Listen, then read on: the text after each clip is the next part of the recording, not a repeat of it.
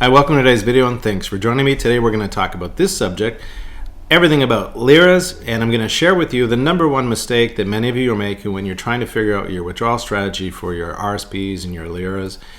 This is causing you to have more money left behind for Canada Revenue to tax your estate, and I know you don't want that, so I'm going to share with you exactly how to resolve that issue so you're not giving money away to the government. With that in mind, let's get into why you're here. And oh yeah, put your comments below. I love reading your comments. And let's get into why you're here. What is a LIRA? Well, a LIRA is a retirement account, and it's designed for putting in money that was given to you by your employer or your former employer. You'll see this commonly of defined benefit plans, defined contribution plans. This is where the LIRA shows up in your investment accounts. It's money that your employer was giving you to put towards your retirement. Now, these funds are locked in. It means that you're supposed to use this money for your retirement, and it lasts all the way through your retirement. There are opportunities for you to unlock some of that money and use it. You've seen some instances where you could do financial hardship. If you ran into some difficulty, you could have to fill out a form and demonstrate to the government that you need the money. But there's another opportunity. It's called a one-time unlocking. And so let's get into that. And before we get into that, I'm skipping ahead. What can you put in your LIRA? Pretty much the same things you're doing in your RSP. You can put stocks and bonds and mutual funds and ETFs, segregated funds, GICs, cash. You can do all those things inside of a LIRA as well. I would, ask you to do a risk tolerance questionnaire for each account, because maybe I see very often where your risk tolerance might be different from your LIRA as opposed to a TFSA or a non-registered account. So be sure to take the time to do that. Now, going from a LIRA to a LIF. So you say, what's a LIF? It's a life income fund. So this is the income phase of a LIRA, similar to an RSP where you convert it to a RRIF, and the RRIF is the income phase of starting to take money out of those accounts.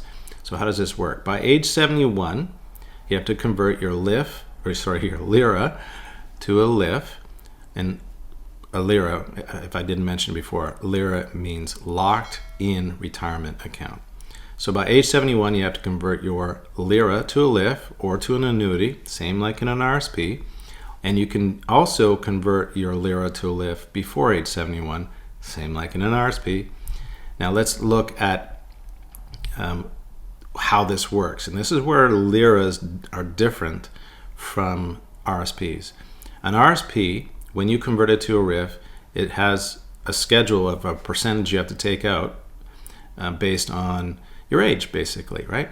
Same with a LIRA, except there's a minimum and a maximum percentage. So in an RSP, when you take money out of an RSP or RRIF, you could take 100% of your money. But in a LIRA, the maximum, there's a minimum and maximum. You can see this chart here. It tells you how much you can take out. And this is the number one mistake. Many people don't know that there's a maximum. And so you end up leaving money behind for Canada Revenue. Now, the one-time unlocking allows you to take 50% of your money from your LIRA. In this case, actually you convert it to a LIF, and then you take the money out of the LIF and deposit it to your RSP. There are some provinces, as you can see in this chart, that allow you to do that. If you're lucky enough to live in a province that allows you to do the 50% unlocking, good, because then you won't leave money behind in your LIRA. But essentially, depending on the province, some provinces let you do this at age as young as 55, and then some provinces don't let you do it at all. So pay attention to that chart and make reference to if you're in a province that allows you to do that. Okay, so let's get into showing you exactly how to do these things that I'm talking about. Okay, here we are in the software, and this is with Philip and Elizabeth Windsor plan. And to begin, I just want to share with you what your current situation would look like before you actually begin doing the withdrawal strategies. So you see here, they've got a retirement date of 62, and CVP and old age security has already been pushed off to age 70. So if you're going to do an RSP meltdown or a RRIF meltdown and you have LIRA money, and let's say you had a pension plan as well, you're going to push CPP off to age 70 because you need to create this window where you have zero income from CPP and old age security, and the tax rates are quite low. So in this case, that's what that looks like. As you can see here, the investment accounts, RSP, LIRA, TFSA, and non-registered, and we haven't begun any withdrawal strategy. This is just the software saying you need to take so much money out of these accounts to service the amount of money you need for your lifestyle spending. And at some point, these are actually a LIF because they've turned past 71, and this is the minimum amount coming out, and the minimum coming out of both the RRIF and the LIF. And if we go all the way down to the bottom, we notice here that 146,000 left in the LIF and 464,000 left in the RRIF. That's not what you want to do. You don't want to leave that money behind for Canada Revenue to tax you. So let's look at the progression of how you get to a point where you don't have any money left over in your LIRA or your LIF and in your RRIF, which would be a successful meltdown of your registered accounts. Here we are now in sort of step one. I'll say it's abbreviated, not quite step one. This is where you might go to right away. And I'm sharing this with you because the first reaction, or everything you've seen about videos about doing RSP meltdowns, is the LIRA is there. There's nothing you can do about it. It's a minimum withdrawal strategy because you weren't aware that there's a maximum.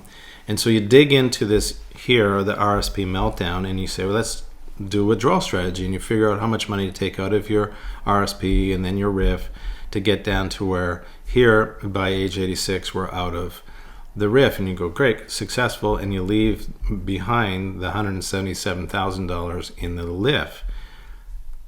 No, there's another way about this, so I'm going to share with you how to do that. And by the way, just as a side note, I try to make sure all of my RRIFs, all the money to come out of the RRIF by age 85, 86, because that's about average mortality in Canada, and it seems to be like a good place to end your RRIF. Okay, so what would be the step first is deal with the LIF and the LIRA 50% unlocking and the LIF a maximum withdrawal strategy to ensure that all the money's out of that, and then you'll know how much money to take out of your LIRA. Because here's what's really cool out of your, so many acronyms out of your RSP.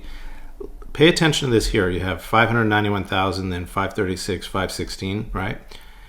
I want you to pay attention to that number because we're going to be unlocking. You'll see that number will get higher. So the first step here is to unlock the 50%. You see here we went from 252, I'll make this bigger, 252 down to 132. So we've unlocked 50% of the money and we push that into the RSP. So you see, remember how that number is now much higher?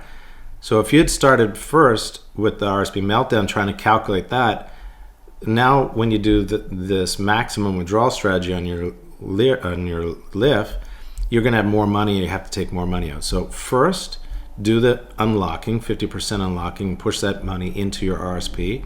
Then do a maximum withdrawal strategy or schedule on your LIF. And you can see this is the maximum. We'll go all the way down to the bottom and there's zero left when the person is at age 90. Your LIF is going to be with you your whole life, but the maximum will get you out of your LIF by the time of your projection of when we're have you passing away. Now, because you have more money in your RSP, now you can start saying, okay, how much do I need to take out of my RSP? So you can calculate what that would look like. So let me show you that. Now that here's again that column, your maximum withdrawal strategy on your LIRA, and your LIF rather, and now you can begin doing your RSP meltdown. Now in the previous slides I showed you 45,000, now it's up to 50,000 because you have more money in there, and you can see we're going to do this withdrawal strategy, get you all the way out to age 87 out of your RRIF. So age 87 out of your RRIF, age 90 out of your LIF. All the money that you're not spending is being deposited into your TFSA, maximum contributions per year, and any leftover is going to your non-registered account. That's it. Very simple, straightforward. That is sort of the progression of how you address making sure you don't leave money behind in your LIRA, which is very important, and in your LIF, and then begin your RSP meltdown. I hope that was very helpful. Again, put your comments below. I love reading your comments, and I liked seeing you today in this video. I hope this information was helpful. If it is, hit that like button and let me know what you think. Looking forward to seeing you in the next video. Thanks, and be well.